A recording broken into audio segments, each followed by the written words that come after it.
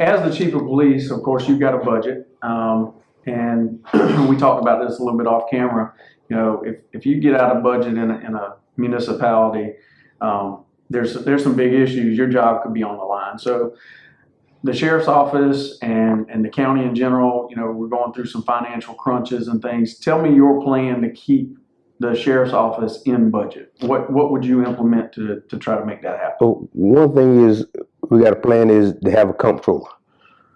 I'm gonna have a man or woman that does finances, and that's what they do. That's gonna be their sole job, is to keep us in line, checks and balances. I want them to tell me, Sheriff, that line item is gone. You have no more overtime on your line item. You got to do something else. These guys is making salary now. They got to lace their boots up, and they got to catch that shift tonight because our overtime is over budget. Yeah, and that works out too with kind of the next question is, how would you limit your overtime? You know, what's your plan on? Because I think a lot of, from what I've seen in the past, the sheriff's office overages, a lot of it is in overtime. So, you know, tie right into that. How do you plan to limit overtime? One thing is that we've got a plan of, we can break the county down in 5 zones, and we can have a deputy in each zone, so we have more manpower. All right, so if somebody calls out sick, all right, we're down to 4 guys tonight. Somebody got home, or maybe the sergeant or lieutenant need to come out and catch that zone, versus only working 2 deputies for the whole 528 square miles. When you only got 2 deputies, there's no room for error. You got to call somebody else out so that deputy can't go to a domestic call by himself. Right. So just having more deputies on the road is going to take care of that by itself. You don't have to worry about the overtime. Things municipalities does to stay in budget, as we meet with the town council and mayor once a month. I mean, we meet with them every month. We have to be there and report. I was blessed to work in the town. We are working for 4 different mayors and several council members. We have a great working relationship. And one of our goals as the mayor, town council, and the police department is to be financially responsible. We don't want to waste taxpayers' money, and I take pride in that, that we don't waste their money. We always stay within our budget, what the town give us, and as sheriff, I would do the same. Awesome.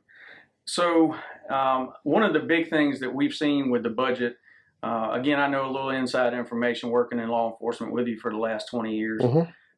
Overtime. Overtime is always a big issue with any department, but especially with our sheriff's office. I think what has been discovered is that's where a lot of the over budget funds are going, is to overtime. So what's your plan to limit overtime? The first thing, overtime is not for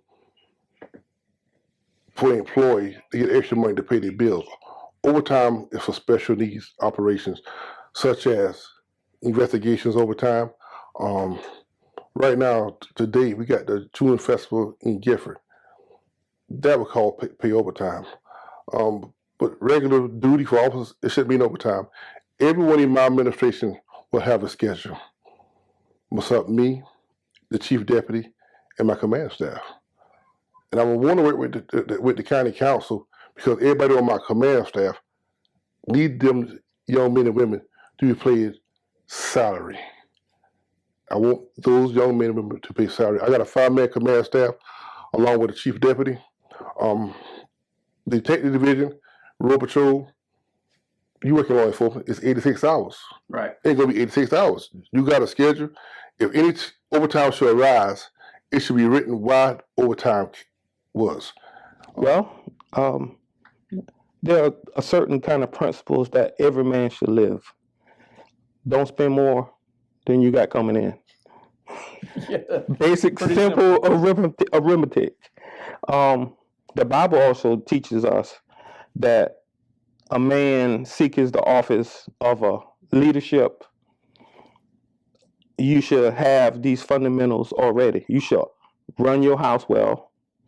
A man who got the integrity and the know-how to stay in the budget and make sure your house is doing well. And if you can't do that at home, there's no way you can do it for our people's money. I believe I have those attributes. I run my household. I pay all my bills, and I'm in good standings. Okay. My wife has no clue about what bills we have because I run my house and I pay my bills.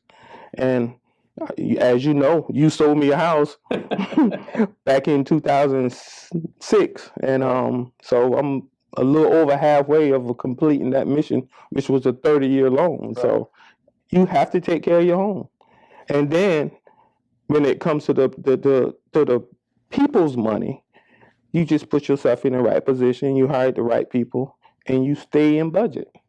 Okay. Don't spend more than you got coming in. Right. Well, Jake, you know, the sheriff's office, we have the largest budget in the county. That's $3.5 million.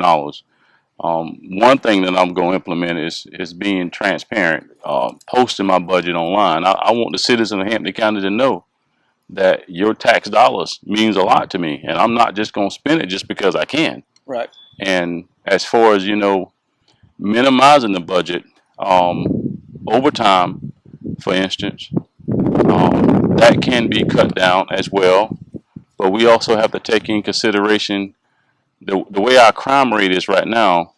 We're going to have to utilize every officer that we have within Hampton County and outside resources to bring in to keep that overtime at a bare minimum. Right. You know, we got other resources we can tap into. We got the state, we can tap into the federal resources, and these guys are willing to come and assist and help us if we need that. I know right now with the gas prices are going up, that is another issue we're going to have to take in consideration. Maybe trying to, if we have an opportunity to buy new cars, buy something that will be less efficient with gas. Right. All right. Another thing that I was thinking about, and I've been thinking about this for many years, you know, it costs to have all these patrol cars striped when a new sheriff takes office. That is not my plan. That is not on my agenda. So redoing everything for the Anthony Russell administration is not something you want to A do. patrol car does not solve crimes. Okay? And I know a lot of people is probably going to be like, well, wow, why would you do that? But let me tell you why. Since I've been campaigning, Jake, one of the things that a lot of the citizens are concerned about is their money, the budget. Can you imagine, we have 46 deputies here. Can you imagine trying to outfit all those patrol cars with a different stripe on it? That's going to cost, I guarantee that's probably cost anywhere between $3,000 to $4,000.